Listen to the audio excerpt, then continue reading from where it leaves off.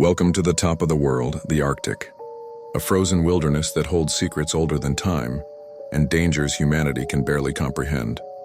As we gaze across this endless expanse of white, a question emerges. Why can't anyone live here permanently? Why is this vast land of ice home only to scientists in remote research stations and not thriving cities?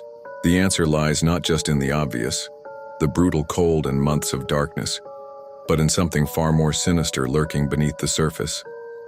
You see, the Arctic isn't just inhospitable, it's actively hostile to human life in ways most people never imagine. First, let's talk about what makes life here seemingly impossible. Temperatures regularly plunge to minus 70 degrees Celsius. Winds can reach hurricane force, and for months at a time, the sun simply disappears. But that's just the beginning. What's truly terrifying is what's happening beneath the ice. As global temperatures rise, the permafrost, ground that's been frozen for thousands of years, is beginning to thaw. And what's trapped inside? Ancient viruses and bacteria that have been dormant for millennia. Scientists have already discovered viable viruses that are 30,000 years old. Just imagine what else might be waiting to wake up.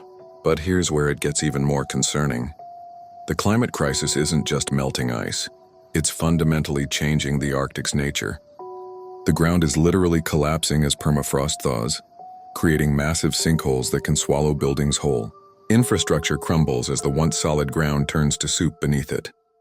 This is why only scientists in specialized research stations can stay here, and even they must follow strict protocols. Their stations are built on special foundations that can withstand the shifting ground, and they're equipped with sophisticated air filtration systems to protect against both the extreme cold and potential biological threats. But how long can even these precautions last? As the Arctic continues to warm at twice the global rate, we're in a race against time. The very scientists studying these phenomena might be forced to abandon their posts as conditions become increasingly unstable. This isn't just about the Arctic anymore, it's about all of us. What happens here affects the entire planet, from sea levels to weather patterns to the release of greenhouse gases trapped in the permafrost. The Arctic isn't just uninhabitable, it's a warning sign we can't afford to ignore. So next time you look at a map and see that vast white space at the top of the world, remember, it's not just empty because it's cold. It's empty because it holds secrets and dangers that could reshape life as we know it. And right now we're in a desperate race to understand them before it's too late.